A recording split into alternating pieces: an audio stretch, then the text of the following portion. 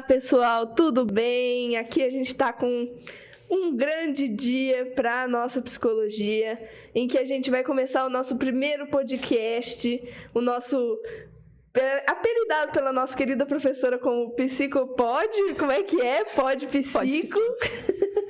E a gente está aqui então com a Daiane. Prazer.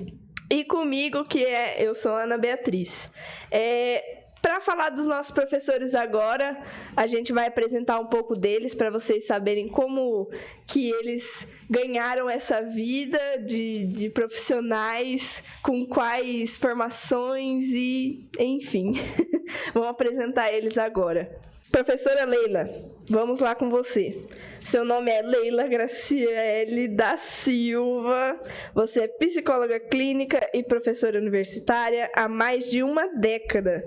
Mestre e doutoranda em psicologia pela UFSC, em atenção psicossocial, ênfase em prevenção e tratamento ao uso problemático de drogas.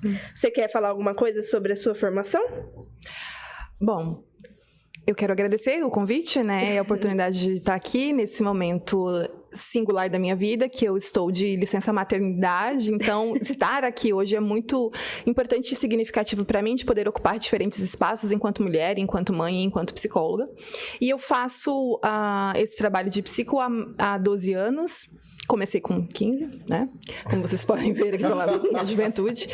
E eu me orgulho muito dessa profissão, porque é uma profissão que tem crescido e agrega muito na vida das pessoas. Eu faço clínica, sou terapeuta cognitivo-comportamental e a minha formação ela é específica para o tratamento e prevenção ao uso problemático de drogas. A minha tese de doutorado é com habilidades de vida na perspectiva da prevenção, e o podcast vai ser muito mais legal que a minha trajetória acadêmica, eu prometo.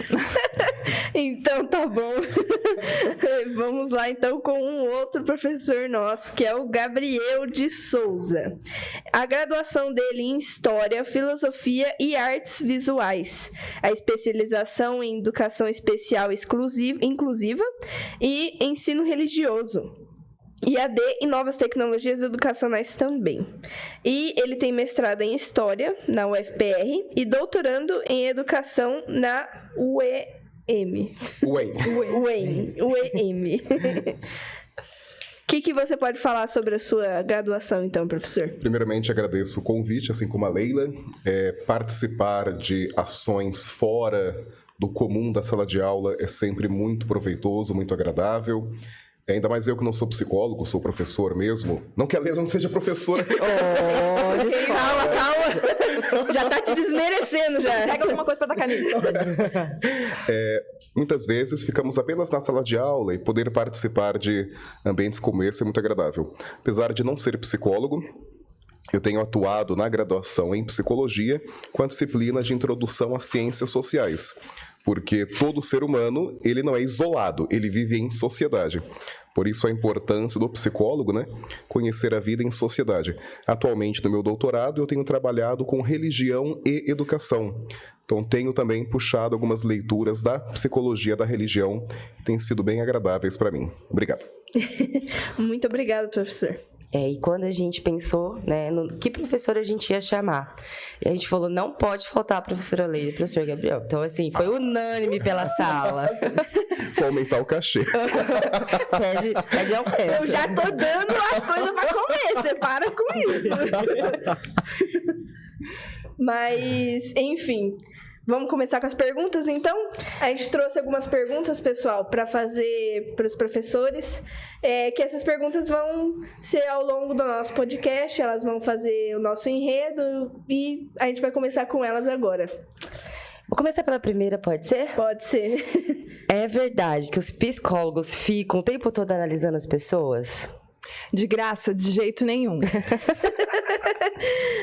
Eu acho interessante esse mito, né? Uhum. Porque ao longo do podcast eu vou sempre estar fazendo um paralelo com outras profissões. Você não vai, por exemplo, Você não conversa com um pedreiro e você não pensa que ele tá medindo a tua casa ou calculando o metro cúbico quadrado e etc.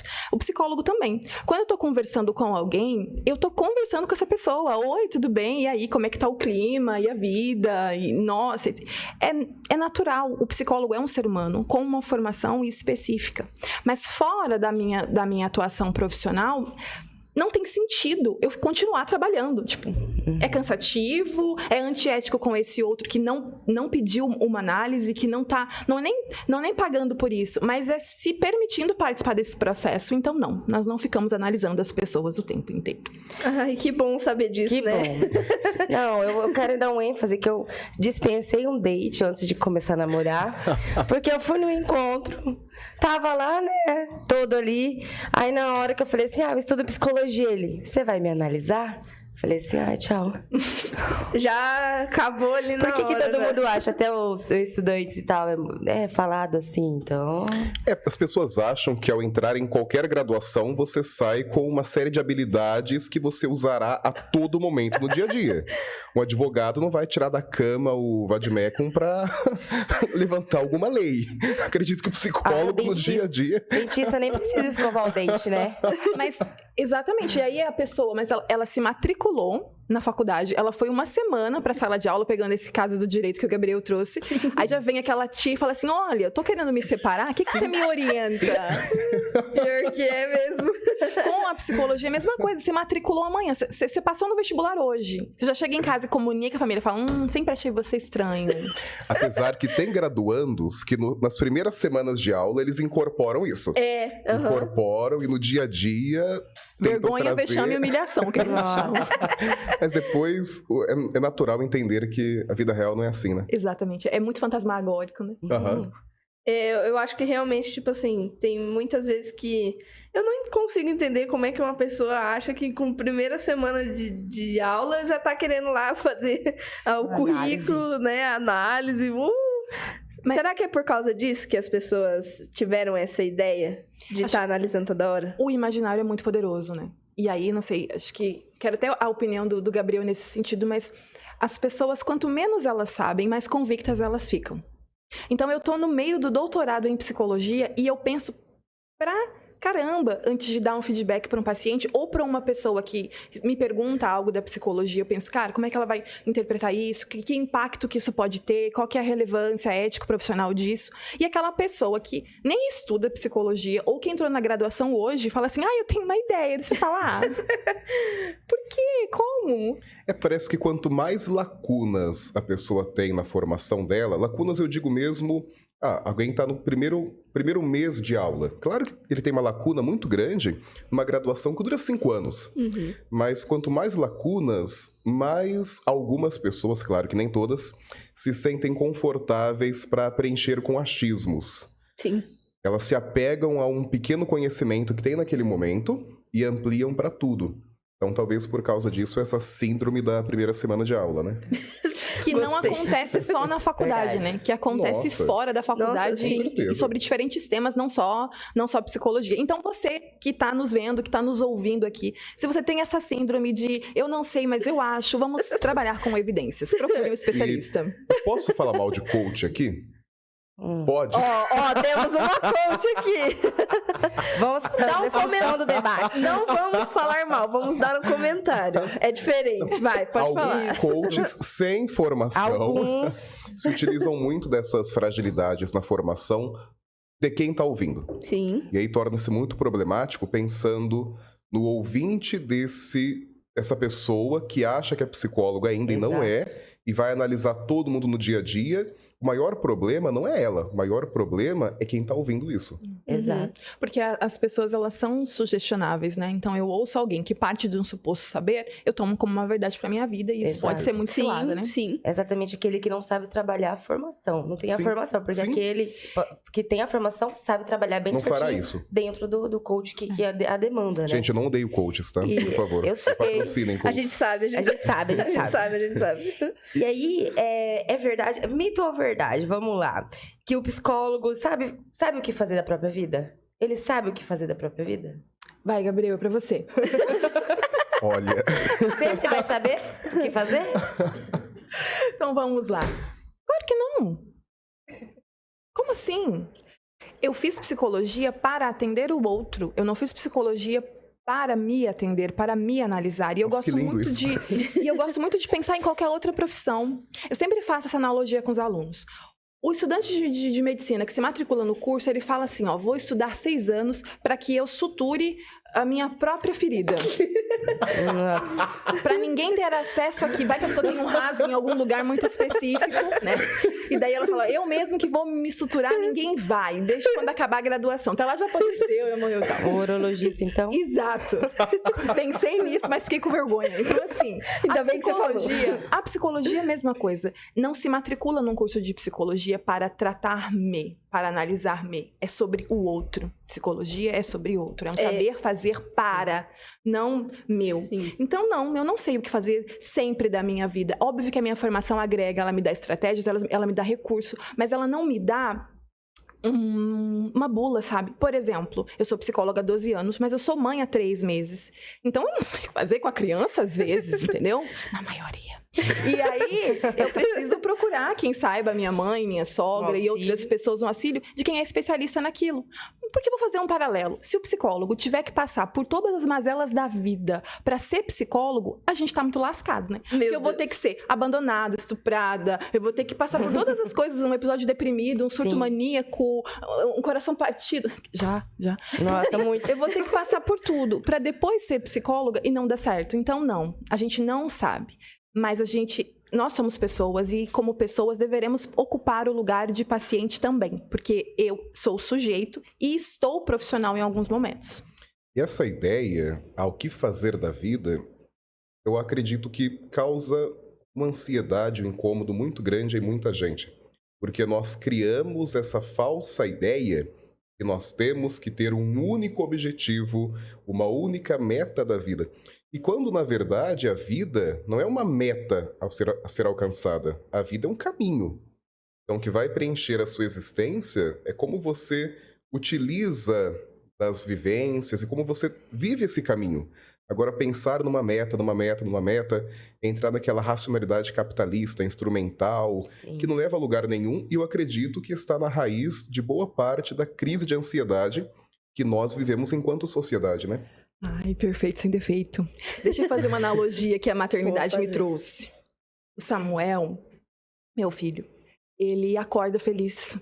Ele acorda às 5h30 da manhã, galera.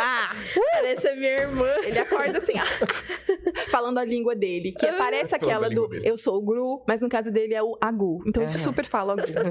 E aí ele acorda e quer falar Agu e ri, e eu tô lá. É o motivador da sua vida. Exato, eu tô lá firme. E aí ele caga, ele ri. Eu vou trocar a fralda dele, ele ri, ele tá sozinho brincando com o chocalho e ele dá risada. Eu falo, cara, nós nascemos felizes. O que acontece ao longo da nossa vida que a gente vai tensionando, pressionando, essa palavra nem existe, ansiogenando, assim, que a gente vai ficando ansioso. Agora existe. E aí eu parei pra pensar que é a comparação. Porque sempre tem alguém que fala assim, o seu filho só mama no peito? Nossa, a sua criança não pegou chupeta. Meu Deus do céu, você ainda não fez isso com ele? E aí a gente vai comparando, aí cresce mais um pouquinho, seu filho não lê ainda? Nossa, seu filho não lê. Olha, o priminho dele já tá em Harvard.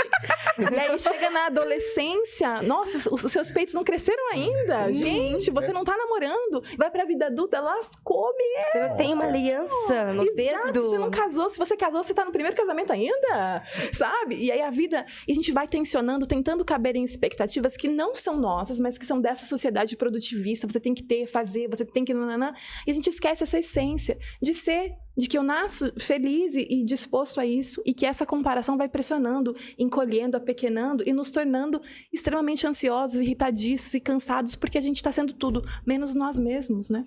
O Ailton Krenak, o grande pensador brasileiro, ele fala muito dessa ideia de que nós somos a todo momento pressionados para ficar em um único padrão de pessoas, como se todos fossem iguais, como se todos queressem as mesmas coisas.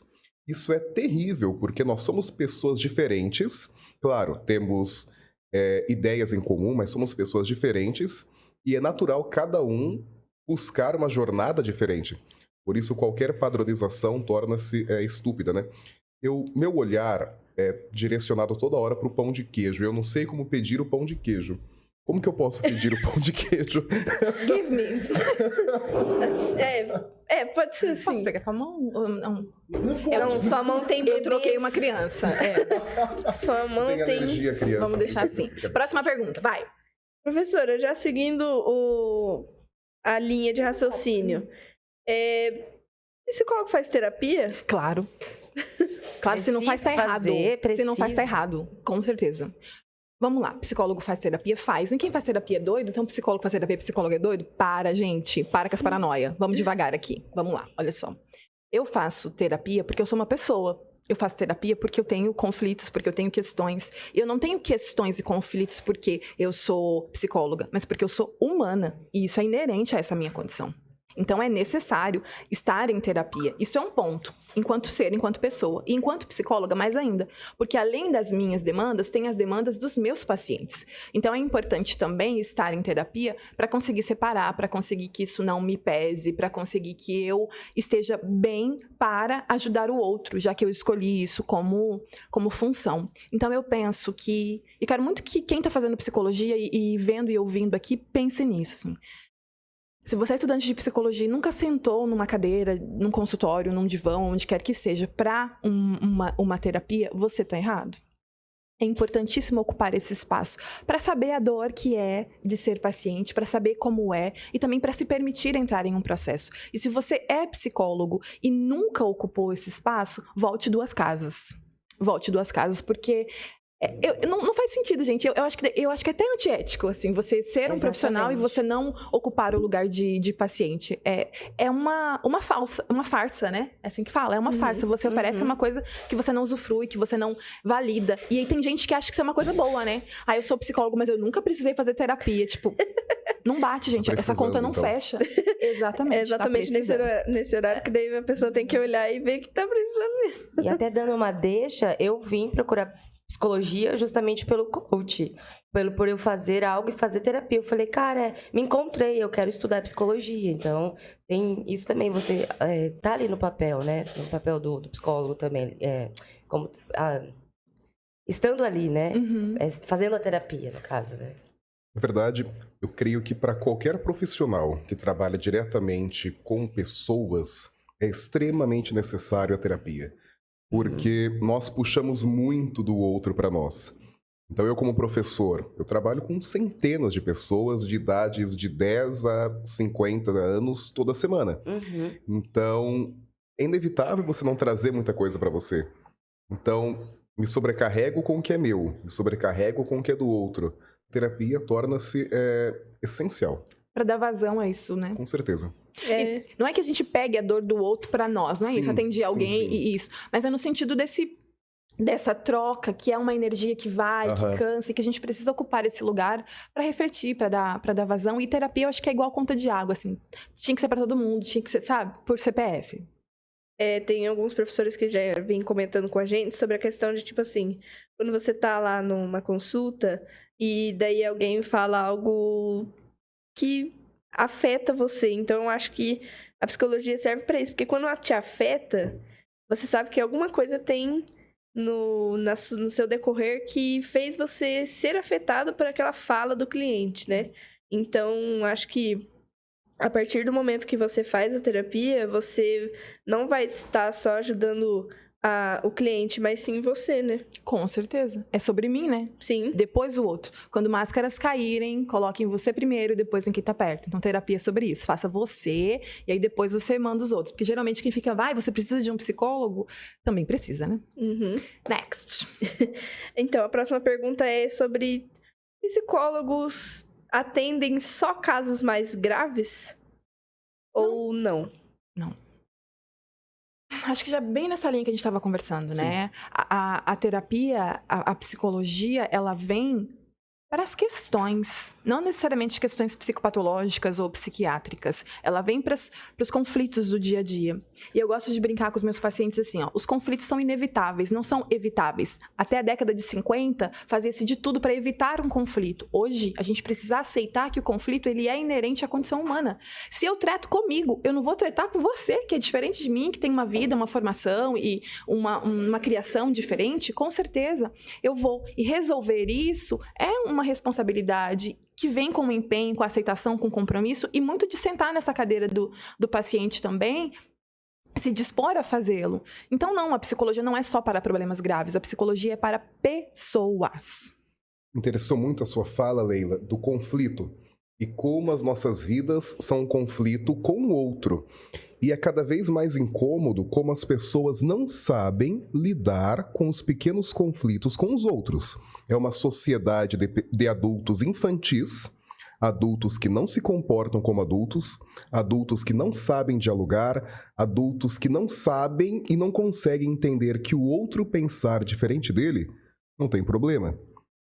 Os radicalismos cada vez mais extremos, né? Só olhar em qualquer lugar. E nós não somos uma sociedade de adultos, é uma sociedade de pessoas que fingem ser adultos, mas não conseguem dialogar, porque não conseguem resolver os seus conflitos pessoais, muito menos com o do próximo. Por isso achei a fala da Leila muito interessante. Exato. Eu acho que isso é falta de tapa na bunda. Mentira, gente. Falta uma porrada. Não, Você tá falando, eu tô lembrando da minha mãe. Não, eu lembrei do meu filho. Ele perguntou assim pra mim: ô mamãe, ele viu um vídeo na internet, né? Só pode. Ele falou assim: mamãe, você sabe qual que é a arma mais poderosa de uma mãe? Eu falei, qual, filha? A inteligência, né? O chinelo. Que bonitinho. Ele fez a primeira arte. Eu peguei o chinelo e falei assim: olha aqui.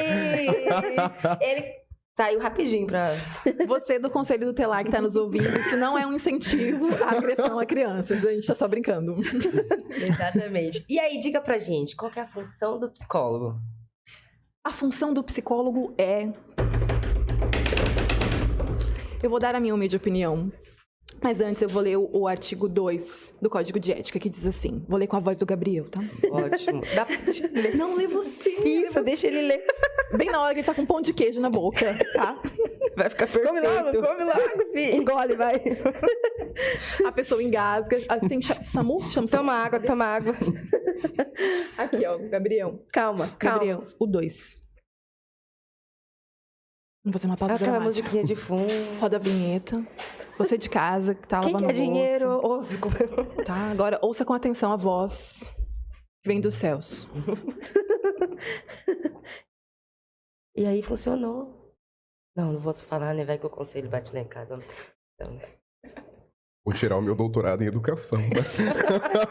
E eu vou ser impedida de exercer. E a gente de continuar estudando. Pior que a gente pode ser barrada já antes de pegar. Vai. Qual ponto aqui, Leila? O 2? 2. O psicólogo trabalhará visando promover a saúde e a qualidade de vida das pessoas e das coletividades e contribuirá para a eliminação de quaisquer formas de negligência, discriminação, exploração, violência, crueldade e opressão. Muito obrigada. Nossa, fiquei até Uau, arrepiada aqui Né? agora. Emocionada. Caraca! Vou colocar de toque do celular. É sobre isso. A psicologia é uma ciência e uma profissão pautada técnica e eticamente para qualidade de vida. Então, a nossa responsabilidade, o nosso chamamento é levar qualidade de vida à pessoa, independente dela estar em sofrimento psíquico ou não. É sobre isso. Não restrito ao psicólogo, mas em todos os ambientes. A psicologia ela tem uma capilaridade muito grande. Eu gosto de brincar que assim, onde estiverem um ou dois, o psicólogo se fará necessário. Seja na clínica com ele individualmente, seja nas escolas, nas ruas, campus, construções, sabe? Tipo, é isso. É sobre isso. Uma vez a minha psicóloga disse pra mim que, tipo, igual você tava falando, parece que a gente tem que ter um problema pra estar lá no psicólogo, né? Aí eu falava assim, hoje não aconteceu nada. Dela, não aconteceu nada o quê? Tem que ter algum problema pra você vir aqui? Sendo que não é sobre isso, né? E o ser humano, ele é multifacetado. Nós somos, ao mesmo tempo, muitas coisas. Sim. Nós somos profissionais, nós somos filhos, nós somos pais ou não, mas talvez sejamos um dia. Nós somos várias coisas ao mesmo tempo. E para o psicólogo ter essa compreensão, e uma compreensão principalmente de que cada paciente dele, cada cliente dele é um indivíduo com uma carga religiosa, com uma carga cultural, com uma carga social própria, é muito importante. Por isso que eu sempre falo o graduando de psicologia e o psicólogo que já está atuando não podem de modo nenhum retirar esse sujeito da sociedade. Porque olhando aqui, discriminação, exploração, violência, crueldade e opressão. É uma sociedade que produz isso no indivíduo. Então, se o psicólogo e o graduando em psicologia não tem noção nenhuma de cultura, religiosidade, sociedade, política e economia, temos um sério problema aí. Porque ele não vai oferecer um serviço de qualidade, Sim, né? claro. Ele vai retirar essa pessoa de todo o ambiente social dela e não vai compreender totalmente esse indivíduo. Por isso que esse olhar sobre o todo é tão necessário. É porque a gente tem que olhar o indivíduo como dentro da sociedade, né? Igual você tá Sim. falando. Porque se a gente tira ele da sociedade, não tem nada. Porque a gente vive no meio da sociedade a todo momento. Até que ponto eu sou eu, até que ponto eu sou um acúmulo de experiências sociais ao meu redor, né? Sim. E eu sou tudo, né? Sim, é o Exato. todo, né? E aí, me conta uma coisa. Só o psiquiatra que pode dar diagnóstico ou o psicólogo também? Agora, Deus. Como fica Ai, meu isso? Deus. Então, vamos lá. Um psicólogo pode dar diagnóstico, sim. Porque eu sou a pessoa com formação em psicologia.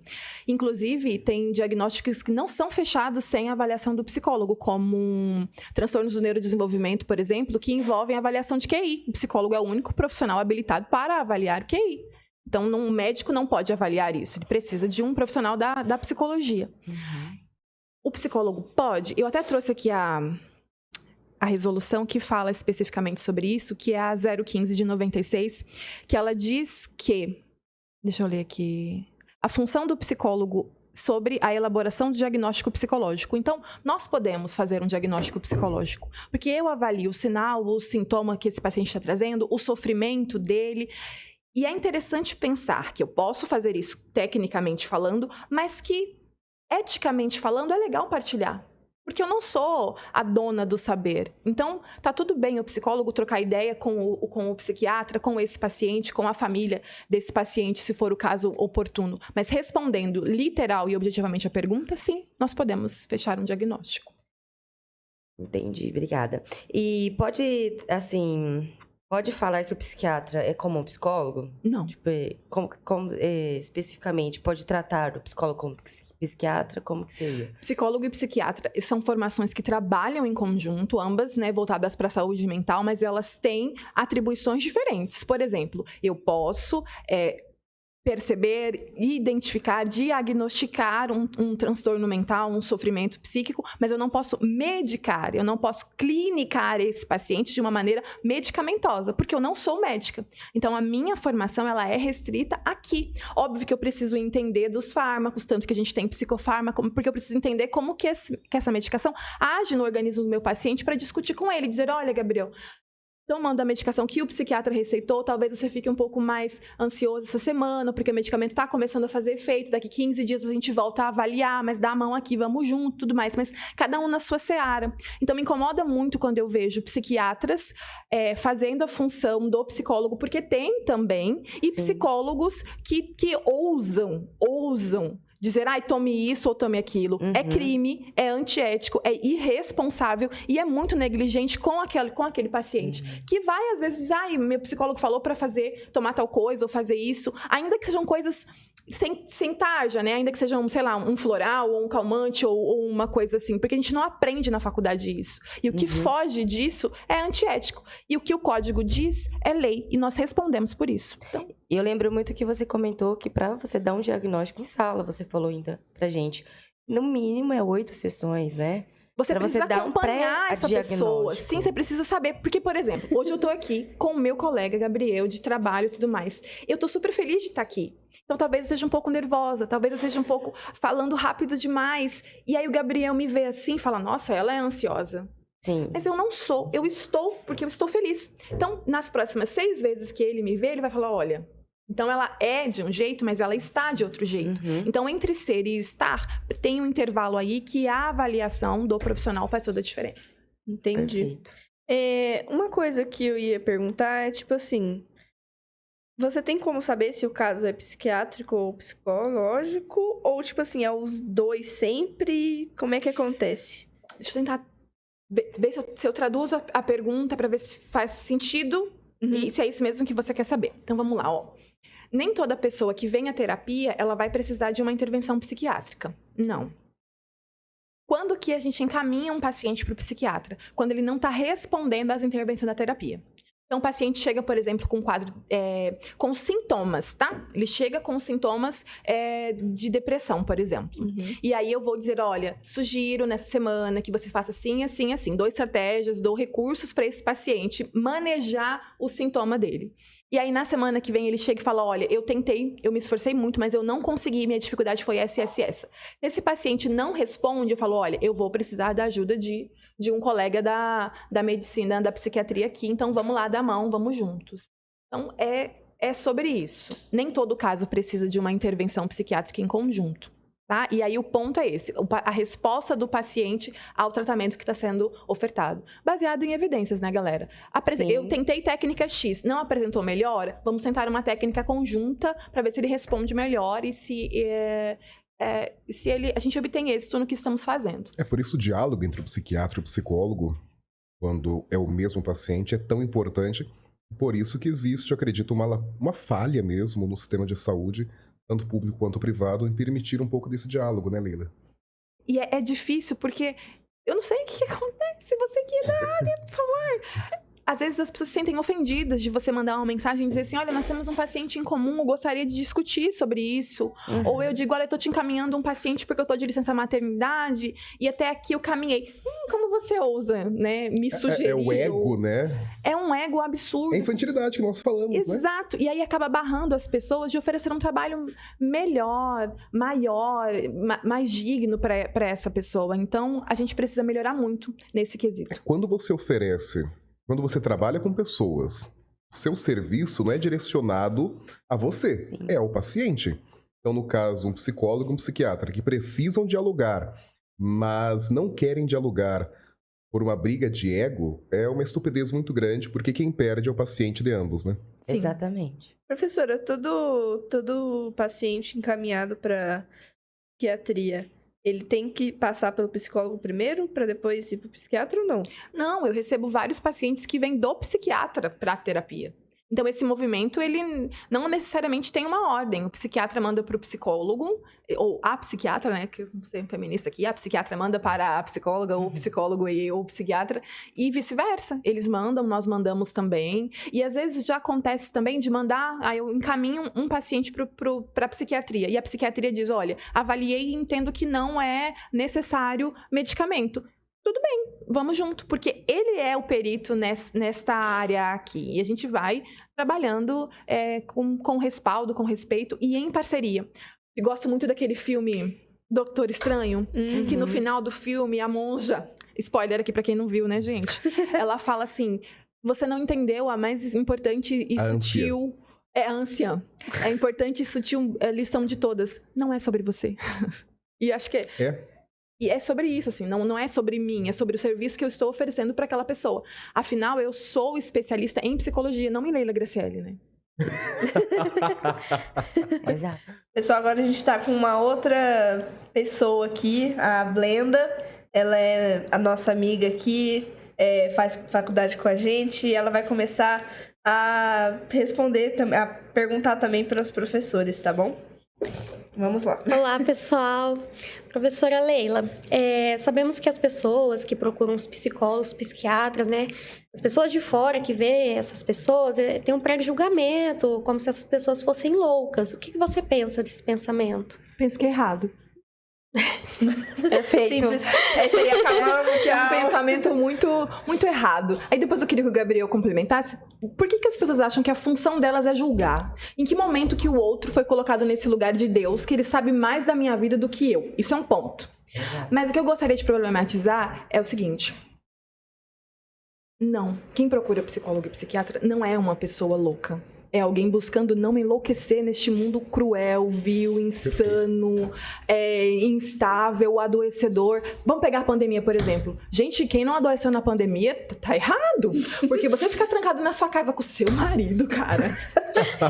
Com os filhos. 2 anos seguidos, mano, me ajuda, né? Então, tá tudo bem a gente precisar discutir nossos conflitos, a gente precisar de ajuda, mas a sociedade diz o contrário. A sociedade diz: se vire, dê conta, não peça ajuda, não sinalize, aguente, se tá reclamando tá errado. E eu gosto muito de falar para os meus pacientes a seguinte frase: se eu tô aguentando, eu tô errada, porque é para partilhar, é sobre compartilhar, é sobre conviver. A noção de sociedade me parece que foi deturpada. A gente convive para julgar, quando nós deveríamos conviver para partilhar. Então, esse estereótipo de quem procura psicólogo e psiquiatra é louco, a gente precisa rever.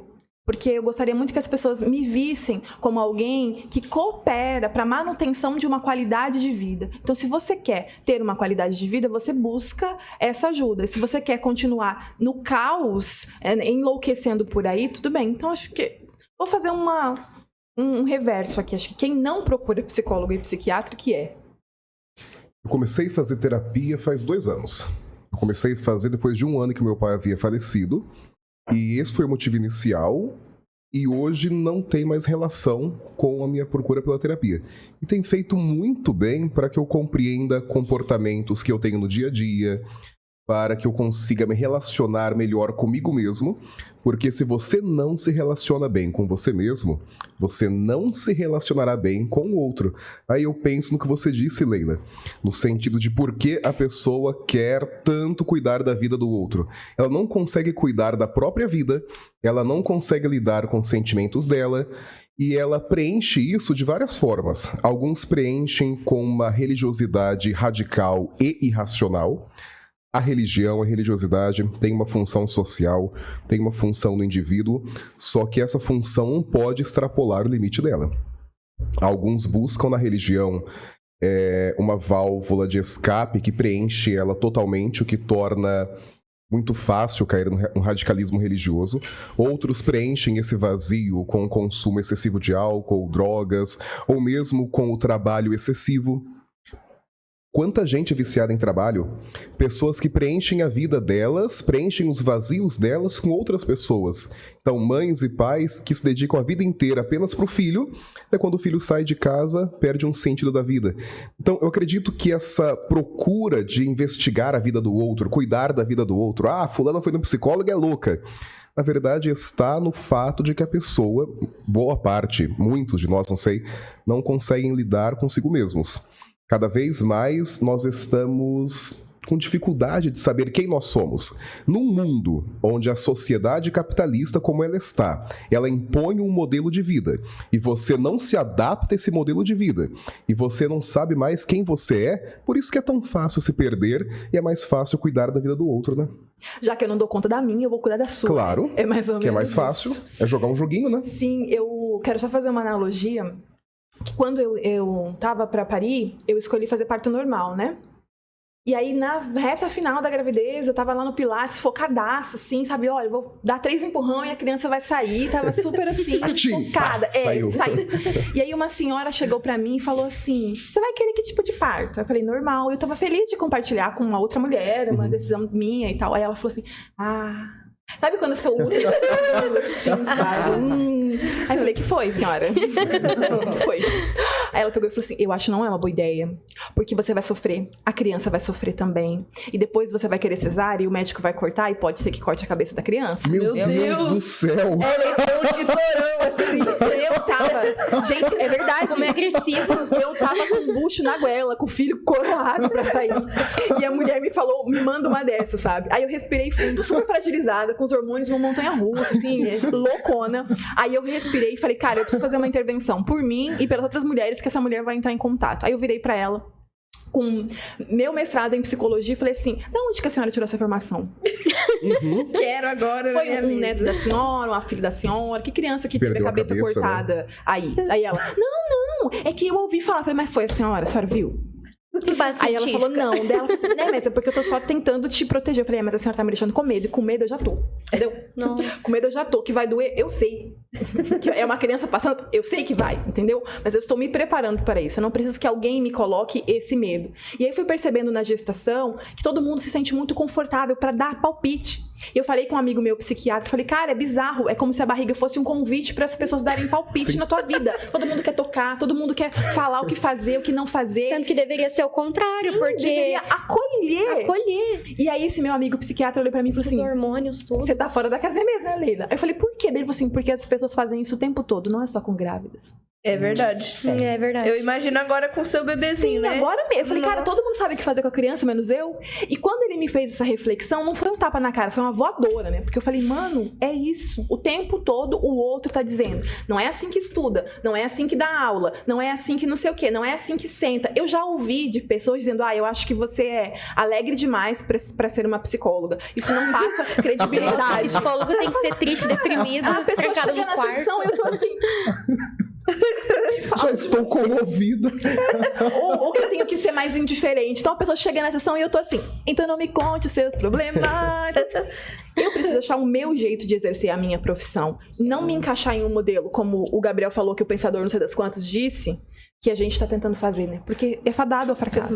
Aí cabe um meio termo, né? A pessoa não pode nem tacar um foda-se total pra tudo que a sociedade coloca, porque nós somos animais que vivemos em sociedade. Aristóteles, o ser humano é o zoom politikon, um animal que vive e atua em sociedade, vive e atua na política, né? Nós precisamos de um parâmetro social, então não podemos tacar um... Eu falei palavrão de novo, foda-se. Não podemos tacar um foda-se pra tudo. Tentar já isso. Mas nem podemos deixar que esses modelos da sociedade nos tragam a loucura de verdade, né?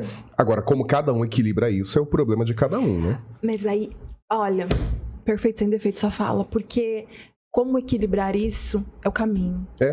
Sair desses extremos. É a luta de porque cada um. Tudo que é o extremo é patológico. Tudo que é demais é patológico. Amor demais é patológico. A ausência de amor é negligência. Então, a gente precisa achar esse malabares aí do ser, que é esse real da minha existência. Ele dói, mas ele é necessário e é o caminho. Qual que é o que é um meio termo pra mim, Leila Graciele? Não é um meio termo pra Brenda, não é um meio termo... Então, é sobre isso. Qual é o teu meio termo?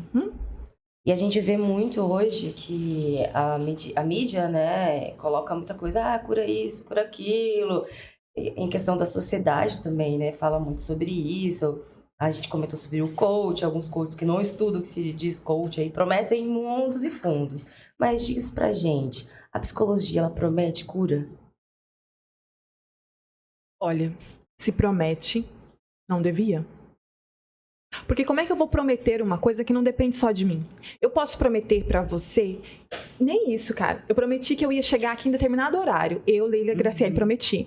Mas eu dependo do meu marido pra ficar com meu filho, pra eu conseguir chegar... Então, eu não posso prometer algo que não depende só de mim. E o processo terapêutico também. O que eu posso prometer é a minha parte. Eu me prometo fazer o meu possível dentro do que o código de ética me prescreve e determina, com a abordagem, com a lente que eu escolhi seguir, e eu vou até aqui. A partir daqui, você vai precisar aplicar na tua vida, na tua casa, com as pessoas com quem você convive, o que nós combinamos em sessão. A partir daí, os frutos vigoram e florescem. Mas a cura não, até porque não tem uma caixinha disso, né? Você paga a sessão e sai daqui com seus problemas resolvidos? Não é assim que funciona. É um processo terapêutico. É por isso não que é uma cura no instantânea. código de ética não pode vender pacote.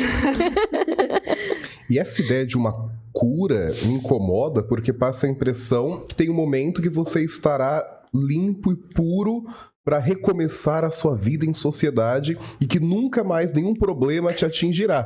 E quando não é assim? Precisamos de pequenas curas para as pequenas feridas do dia a dia, né? E novas feridas virão. Sim. Você vem pra terapia com uma queixa, você trouxe a sua, né? Obrigada por compartilhar com a gente. Você trouxe o motivo que startou o teu processo terapêutico, que já não é o que te mantém em terapia, mas a gente vai elencando novas demandas. Então, olha, Gabriel, tratamos essa. E agora? Qual que é a pauta pra hoje? O que faz sentido na sua vida nesse momento? Hoje eu discuto em terapia questões de maternidade que eu não discutia ano passado. E aí? E ano que vem, o que virá? É que a cada dia é um dia novo e surgem novos problemas, Exato, novas possibilidades. Exato, porque o código de ética, ele começa assim, a presidente, ela falou assim, ó, a psicologia é uma ciência e profissão em constante movimento. A psicologia é movimento porque nós trabalhamos com o humano, e o humano movimenta, o humano muda. Vocês não são as mesmas alunas do semestre passado que eu dei aula pra Não vocês. mesmo, que Olha como vocês saudade. cresceram, gente. Tiramos as fraldas. Eu não sou a mesma pessoa. E nós somos um ser biopsicossocial. A gente vai mudando, a gente vai crescendo, a gente vai evoluindo junto, retrocedendo, engessando e etc. Mas constância não existe. Não existe. Tomar muito cuidado, né, com essa questão da prometer cura sobre aquilo, né?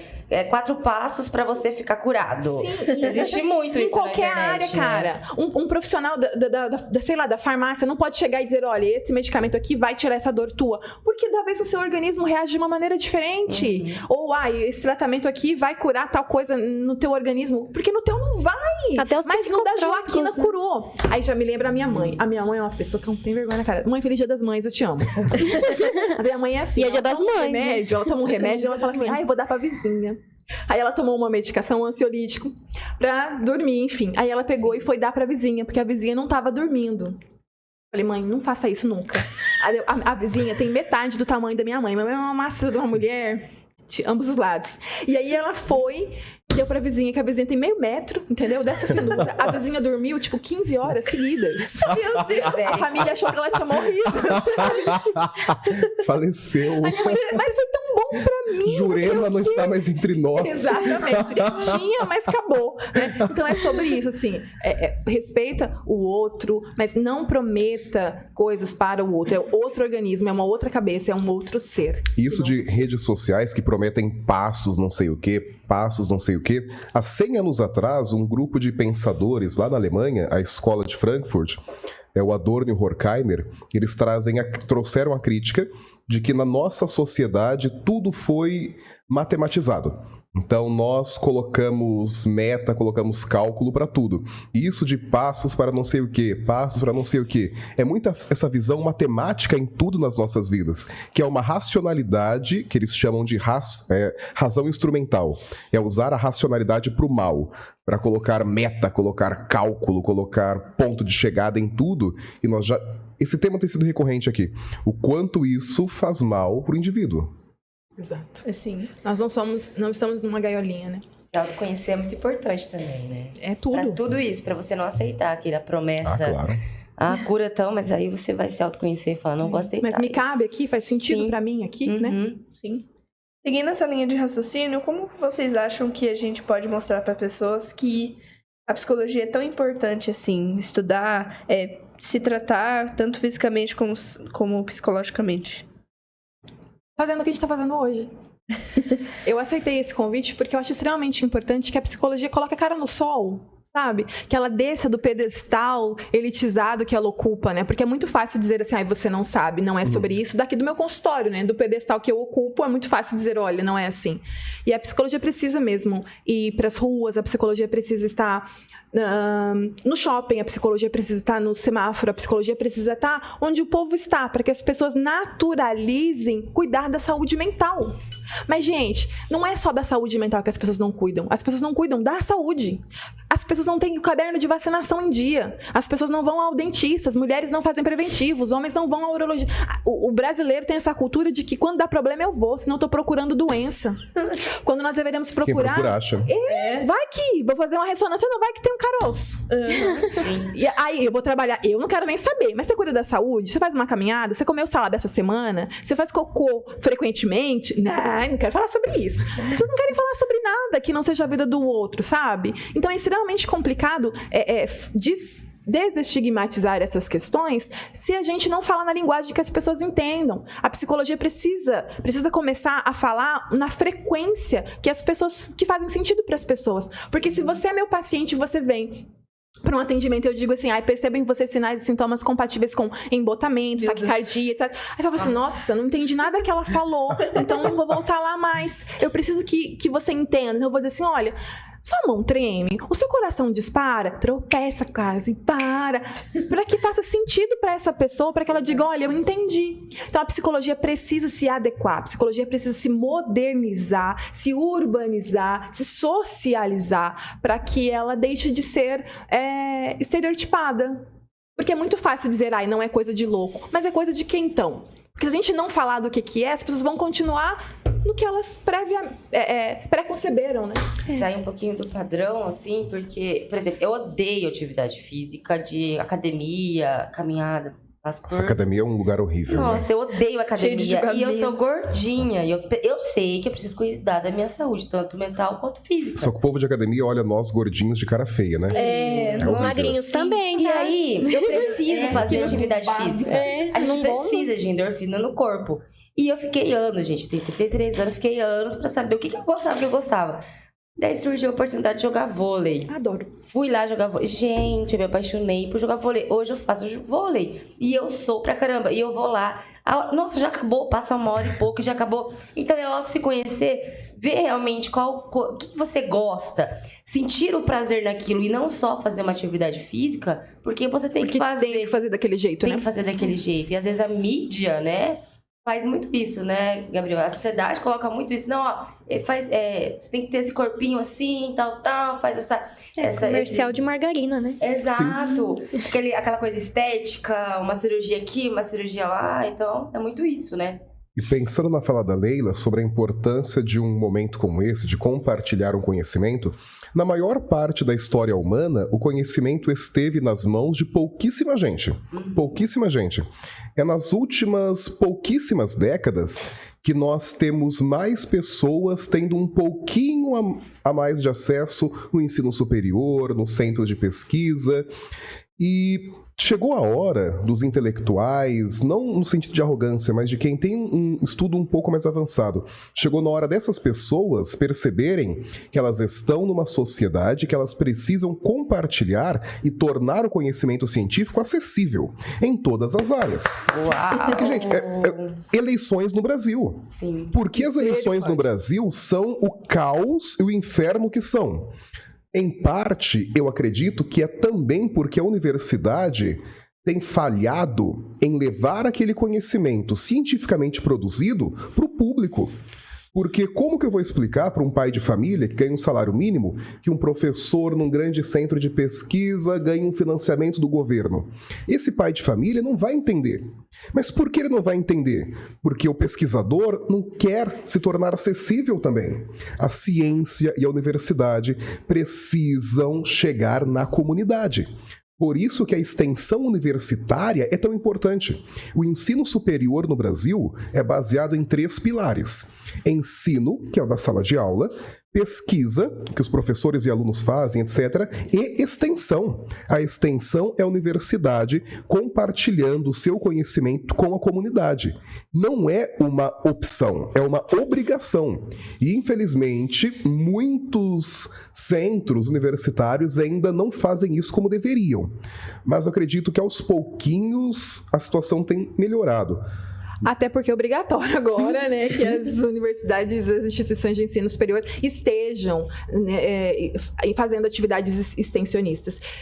Eu concordo demais com a tua fala e acho que faz esse link, né? Que eu acabei de falar sobre isso da psicologia, dela sair desse pedestal, mas eu acho que isso é um chamamento para todo mundo. Nós precisamos traduzir, deixar o nosso ego de lado e fazer com que a população consiga entender o que nós estamos falando, enquanto cientistas, enquanto pesquisadores, enquanto pessoas. A gente precisa melhorar esse acesso a essa informação para que faça mais sentido, para que a gente consiga caminhar, porque a gente está se perdendo no nosso umbigo, no nosso laboratório, no nosso mundinho, na minha vertente, na minha abordagem da psicologia. Claro. A gente está brigando entre egos e esquecendo que o mais importante é a elevação social. Eu gosto muito de um autor, eu esqueci o nome dele agora, cara, meu professor vai me matar, mas de um autor que, acho que é Dias Sobrinho, que ele fala que uma das responsabilidades da universidade é elevar a sociedade.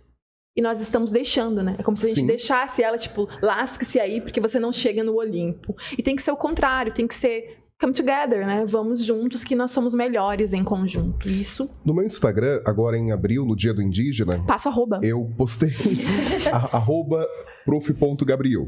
Segue aí. Eu havia postado alguma coisa sobre o Dia do Indígena e um amigo veio perguntar: eu não entendo por que não é legal a pessoa se fantasiar de indígena para um carnaval.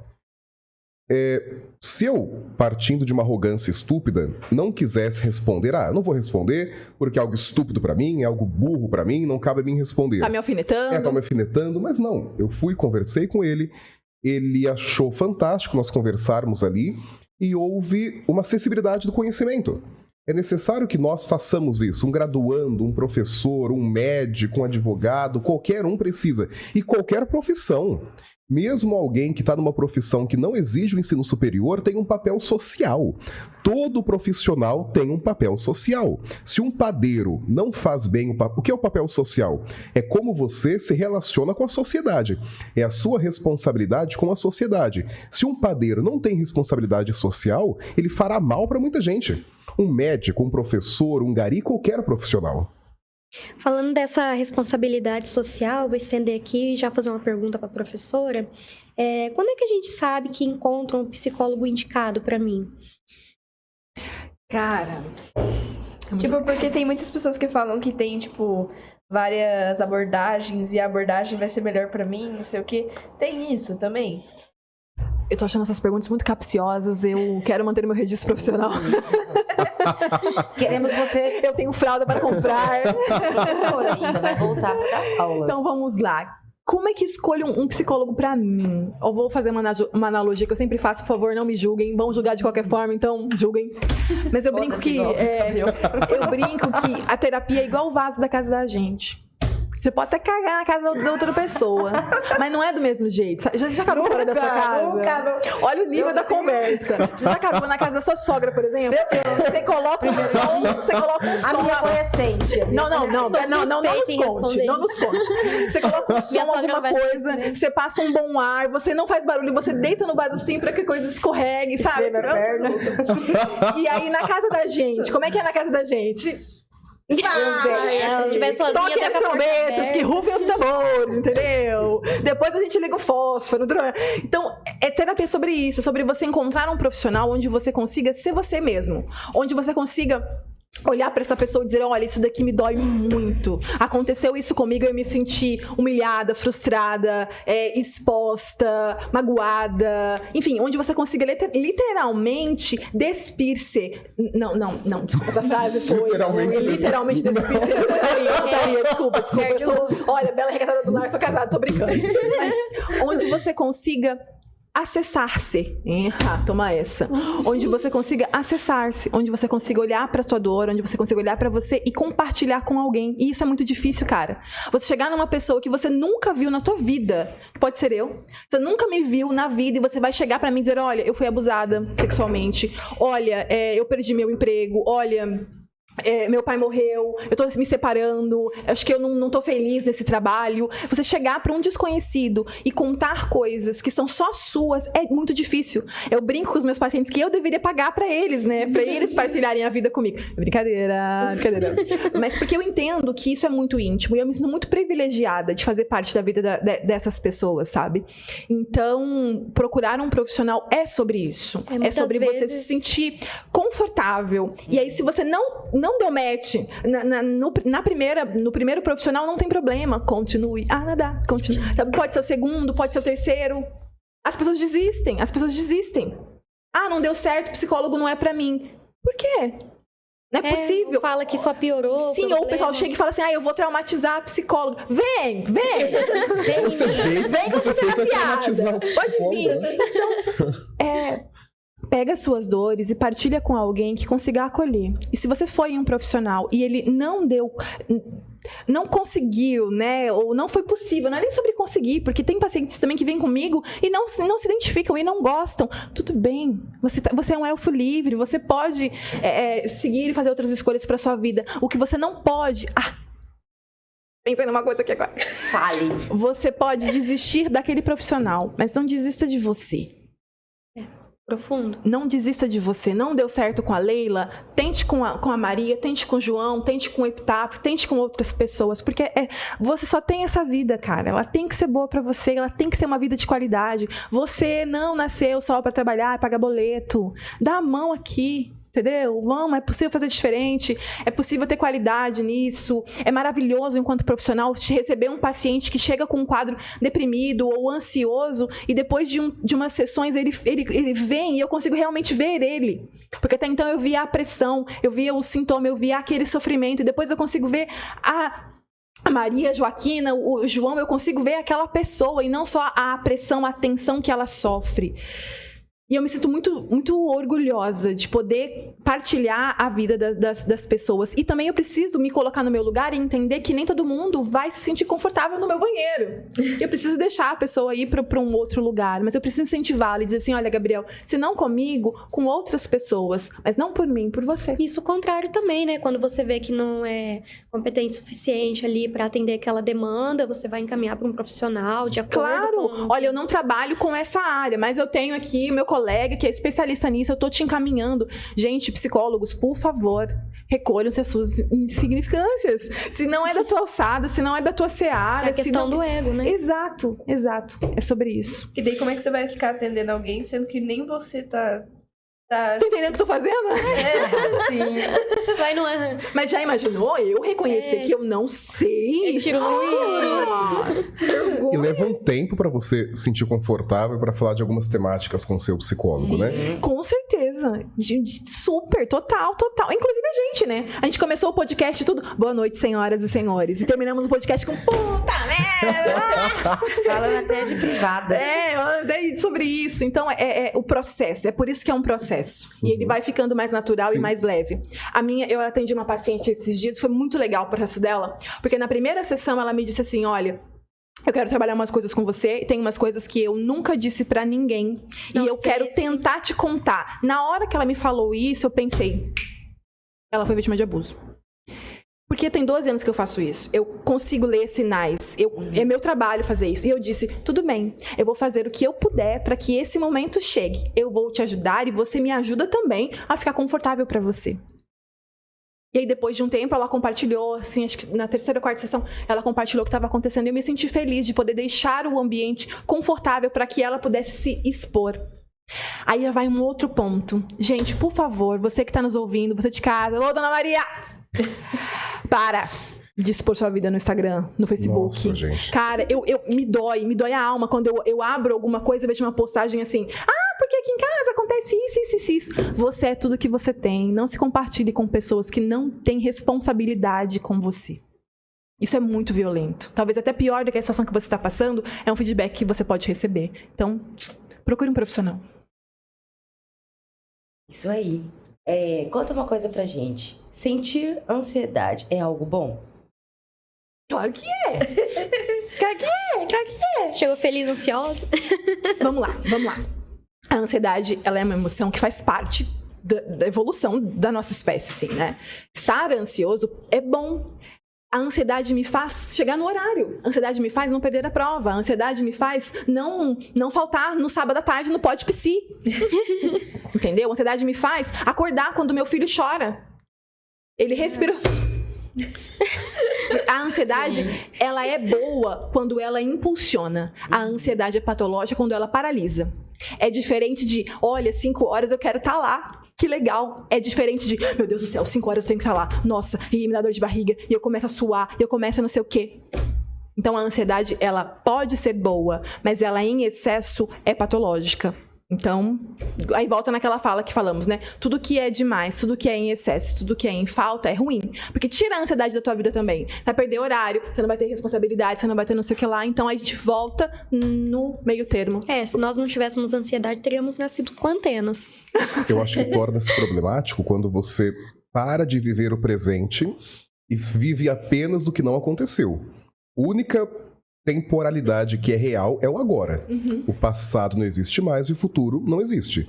Eu acredito que a ansiedade torna-se muito problemática quando você nunca consegue focar no agora. Vive no passado. Eu brinco com os meus pacientes. Aí, depressão, né? Passado, depressão. Futuro, ansiedade. Eu brinco com os meus pacientes que Eu brinco com os meus pacientes que o se da ansiedade, e se isso acontecer, e se aquilo, e se não der certo, você de casa, que tem muito se, para agora. Com perdão do português, não é assim que escreve, mas o se é de cilada, entendeu? O se é de cilada, porque você fica nesse looping de e se, e não sai do lugar. Então a gente precisa barrar, tá? Já vai uma dica. Eu vou dar essa dica aqui gratuita, 0800 free pra você, tá bom?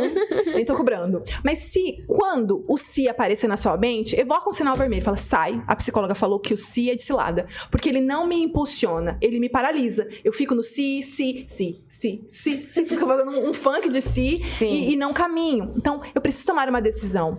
O se não é real. A ansiedade é uma cachorra safada que fica falando coisas pra você, mas que não são verdade. É isso, gente. Não é verdade. Exatamente. Não é verdade. Então você precisa desvalidar essa ansiedade. E parar de querer tomar remédio porque tá ansioso, gente. Essa ansiedade que te diz que você não vai conseguir isso e aquilo outro. Mas você precisa tomar o remédio quando você não consegue fazer isso que eu tô dando a dica agora. Isso. Quando você não consegue controlar esse si, aí a gente precisa de uma outra avaliação, tá bom? Porque daí pode ser algo mais genético, né? O meu caso é genético. E a gente precisa avaliar. A gente precisa avaliar. É complicado dizer, pode ser, ou pode ser aquilo, ou pode querer. O único pode que tem é o pode psi, tá? É o único pode que tem. Esse nome parece coisa de piscina, né? Um podcast pode psi. Eu crio estereótipo pro negócio, então eu crio cloro na minha piscina. Já que você tá nessas dicas frias aí pra nós, né? Qual que é a diferença aí, então, de depressão e tristeza? Elas são a mesma coisa? São diferentes? São coisas completamente diferentes. Como a gente pode identificar, então? Motivo, razão, circunstância. Eu estou triste porque quebrei meu celular. Eu tô triste. Eu tenho um motivo. Eu tô triste porque eu perdi um ente querido. Eu tô triste porque eu levei um pé na bunda. Eu tô triste porque, sei lá. Tempo de permanência também, né? Eu tô triste há X tempo por causa disso. Me doeu. Eu consigo nomear. Tristeza. Eu estou profundamente triste e eu não sei dizer o porquê. Indicativo de depressão. Essa tristeza sem causa, recorrente, que faz com que eu não queira levantar da cama, eu não quero tomar banho, eu não quero conversar com ninguém, eu não quero... Vamos avaliar? Também não tô dizendo que é depressão por isso, porque tem dia que a gente acorda e a gente não quer levantar da cama mesmo, entendeu? Tem dia, no julgo, tô aqui na força do quê? Do ranço. Então, às vezes, acontece. Mas tô aqui. Acontece. Tem dia frio, de chuva. Sim, gente, o que é isso? Tem dia que eu não quero nada além de cobertor quentinho e chocolate. E faz parte, chama TPM. E tudo bem. Mas, ó, o que eu penso pra gente... Olha, eu tô triste. Opa, tem motivo? Quebrei a xícara cara da mãe da minha amiga. Então tem motivo. Tem motivo. Agora eu não consigo elencar o porquê que eu tô triste. E junto com isso vem uma irritabilidade, porque daí eu fico muito bravo de não saber, começa a me achar inadequado, xoxo, capenga, inconsistente. Me liga, tá? Porque nós não podemos afastar a tristeza, não a depressão, a tristeza da nossa vida, porque é um sentimento e faz parte do nosso crescimento. Tem uma obra de arte que eu sempre gosto de mostrar para os alunos, é uma obra de arte neoconcreta. O nome é Baba Antropofágica, Eu acho que da Lygia Clark. É uma pessoa deitada no chão, só com roupa íntima, e um círculo de pessoas ao redor começa a tirar linhas de um carretel de linha, com saliva, e colocar em cima da pessoa. Ai, que lindo. E eu mostro para alunos de 9º ano, assim, 14 anos. Depois eu pergunto, qual o sentimento que vem na cabeça de vocês com isso? Eles falam, nojo. E eu falo, ótimo, a obra de arte fez a função dela, que é nos transmitir um sentimento que nós queremos evitar. A arte e a nossa vida são cercadas de sentimentos, e nós não podemos negá-los. E a tristeza é um sentimento que não pode ser negado a todo momento, né? Exato. Até porque a tristeza ela gera reflexão. Claro. A imagem na tela. A imagem na tela aqui, por favor. Isso, Baba Antropofágica. E ela gera essa reflexão, né? Por exemplo, agora de manhã eu briguei com a minha cachorra, a doutora Meg Cristina, e eu fiquei assim... O nome da cachorra dele. E eu fiquei triste porque eu briguei com ela. Eu tô bem reflexivo. Aí pronto, terapia. Então vamos lá. Tem que fazer terapia na cachorra. Vamos lá. Vamos organizar o rolê. As emoções, elas existem com um propósito. Elas foram feitas para serem sentidas. Quando elas não têm um motivo que as desencadeia, aí a gente tem problema. Deixa eu dar um outro parênteses. Sim, vai ser da meditação, porque eu tô nessa fase da minha vida, eu vou falar sobre isso. E não, quanto psicóloga, eu não falo da minha vida, não é sobre mim. Tô no podcast, tô como Leila. Uma vez eu liguei pra minha mãe, durante a minha gestação, eu tava triste. E eu tinha chorado naquele dia, eu tava bem... A minha mãe brigou comigo, ela falou assim, você não pode ficar triste porque você tá grávida. O bebê vai sentir tudo o que você sente. Para agora de chorar. Mas você sente tudo grávida. Eu fiquei muito brava com aquilo. Aí eu virei pra ela e falei assim, minha senhora, é impossível ficar 9 meses feliz. Eu sou um ser humano, não tem condições, é pedir muito. Aí eu tô lá vomitando. Ai, que prazer. Olha aqui o frango que eu comi no almoço, gente, que maravilha.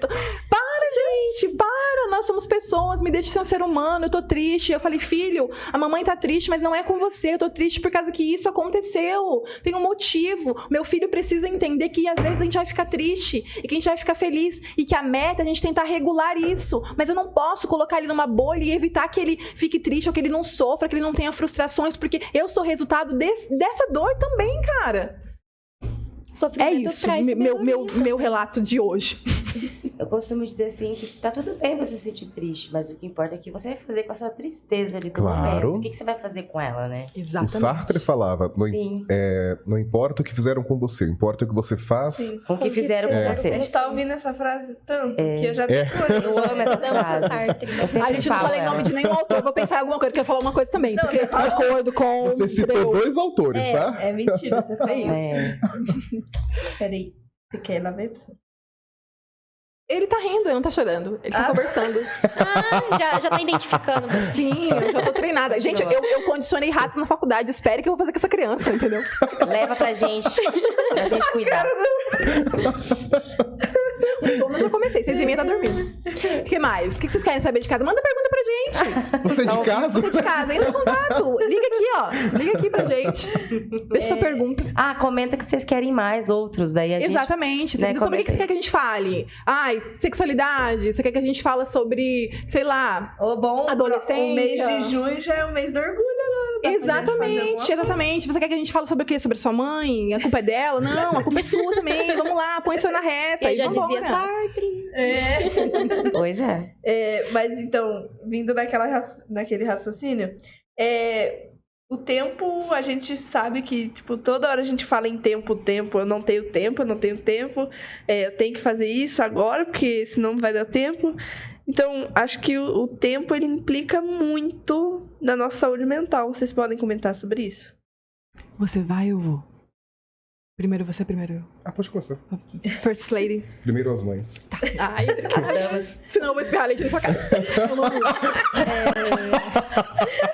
Então vamos lá. O tempo. Eu já ouvi muito a teoria de que a depressão é o mal do século. Vocês já ouviram isso? Nossa, com Já ouvi certeza. demais e discordo super. Por que eu discordo super? Porque eu trabalho com isso. É só a minha opinião profissional. O mal do século é o estresse.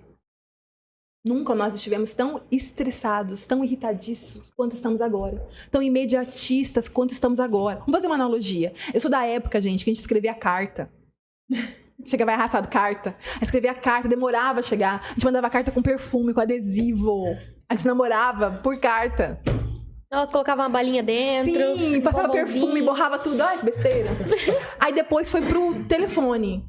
Agora tá num ponto que se você não visualiza a mensagem que eu te mandei, você tá louco. Te mandei a mensagem tem 5 minutos e você não E respondeu. quem tira a visualização é psicopata. Sim, que eu, inclusive, né? Então, Eu tirei. é isso. Nós somos Desculpa. extremamente imediatistas. E isso nos adoece. Né? Essa tensão, esse agora, esse imediatismo. O tempo, ele precisa estar a nosso favor. E aí eu costumo pensar assim, ó, se você não controla o teu tempo, se você não controla o que você come, se você não controla com o que você gasta seu dinheiro, você vai controlar o que na tua vida? Cri, cri, cri, cri. É sobre isso. Você vai controlar o que na tua vida? Então, acho que a psicologia, ela vem para esse convite, assim, né? Assuma a sua responsabilidade no caos que você participa, né? Eu não posso controlar o todo, mas essa parcela aqui é minha responsabilidade. E o fruto da terapia é o autoconhecimento. Quando eu me conheço, eu consigo decidir como eu vou utilizar esse tempo, esse dinheiro, como eu vou me relacionar com você e qual impacto isso vai ter na minha vida. Enquanto historiador, a ideia do tempo me é muito cara, porque nós vivemos ao mesmo tempo vários tempos. um tempo cronológico, um tempo histórico, um tempo teleológico, pensando na tua fé ou não, e como nós conseguimos viver diante de todas essas temporalidades. A Leila disse que o mal do século é o estresse, eu acho que eu concordo. Nessa semana, dando aula para primeiro período de pedagogia, nós falamos sobre violência escolar. E a partir dos relatos dos alunos, do nosso texto de apoio ali, o professor está muito estressado a toda hora, o adolescente está muito estressado a toda hora, qualquer coisinha te desestabiliza toda hora. Isso é tão problemático, qualquer coisa fora do lugar, qualquer palavra que te fala, já é um Principalmente se a gente vai com nota vermelha, né? Aí ferrou. Não, Se eu não tirei a nota que eu achava que eu merecia, eu já me indisponho com esse professor. E são tempos muito líquidos, né? É tempo de imediatismo. Nossa, claro. É tempo de imediatismo. Eu quero agora. Isso em nós e nas nossas crianças. Quantas vezes a gente vê as crianças... Aí eu paro pra pensar assim, ó, o adulto sou eu aqui. Eu preciso saber o que fazer, não o meu filho. Mas se eu sou esse adulto infantil que o Gabriel problematizou, como é que fica? Saiu um estudo recente dizendo que é a primeira vez na história que a gente está tendo um retrocesso intelectual. Porque é bizarro o que a gente está fazendo enquanto sociedade. A gente não está evoluindo, a gente está voltando. O pai e a mãe não é para ser amigo, é para ser pai e mãe. O professor não é para ser amigo, é para ser professor. Porque se nós temos a mesma mentalidade da criança e adolescente, todo mundo retrocede junto. Sim, ai, Gabriel, obrigado por essa oportunidade, aceita e recebo, deixa eu falar isso. Quando o aluno tira uma nota 7, eu estou dizendo para o aluno que ele entendeu 70% do conteúdo. Eu não estou dizendo que eu não gosto dele. Sim. E os alunos não entendem isso. Se ele tirou uma nota baixa na minha matéria, ela não gosta de mim. Cara, tem mais o que fazer da vida, Claro. entendeu? O mundo não gira ao redor do teu boletim. Nem tudo é pessoal. Nem tudo é sobre você. Eu corrigi essa prova com mais 200 esse final de semana. E eu não parei pra Não pensar. foi. A Leila, naquele dia, ela falou aquela blusa que eu achei que não combinava. Então, realmente, vou tirar um ponto aqui. Aquele dia eu não dei bom dia, boa noite. Sim, para. Ela não trouxe biscoitinho pra mim na sala. Exato. Sim, eu ameaçava os alunos com comida, é verdade, me julguem. Pedia pão de Vamos lá? queijo. Próxima. A gente vai falar a última agora, Tá. pra gente fechar. E vai ser a Daia. Meu Deus do céu, você pegou de hoje desprevenida. Será que a gente pode dizer que a psicologia é uma profissão do futuro? Total. Com certeza, com certeza. A psicologia é uma profissão do futuro. Os vestibulares de psicologia estão super bombando depois da pandemia, ficando em primeiro lugar, segundo lugar em grandes instituições paulistas e até mesmo aqui no Paraná. A psicologia, ela vem se destacando por causa que o adoecimento mental está crescendo.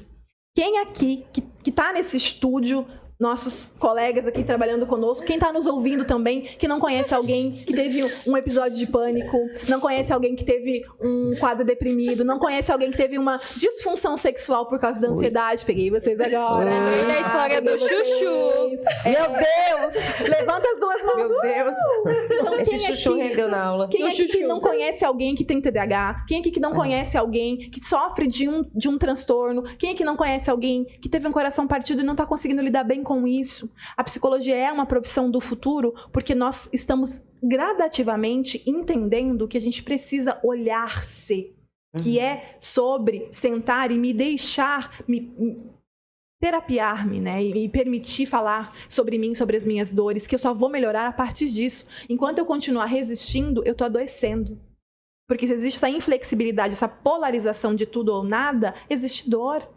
Então a psicologia, ela vem para ficar, e a gente não vai sair daqui, entendeu? Então todo mundo ao seu redor vai começar a fazer terapia até você pensar, eu preciso, porque talvez essa pessoa faça terapia para me aguentar. Você, marido, que fala assim, essa mulher tem que ir para o psicólogo, fala, eu vou uma sessão também. Eu vou, porque talvez eu seja o motivo do estresse dela, e a gente precisa melhorar enquanto casal. E é sobre isso. Diante do avanço da inteligência artificial, um avanço até preocupante, eu acredito que todas as profissões que lidam com pessoas são profissões do futuro. Porque a inteligência artificial não vai roubar, eu acho, né? Espero, né? Espero. É. Porque essa capacidade de empatizar, essa capacidade de ouvir, de acolher, de respeitar, esse holding, ele não é só específico da psicologia, mas ele é do ser humano, né? E a gente não pode perder isso. Nossa, fechamento bonito, Leila. Eu quero agradecer, então, a todos que estão aqui presentes.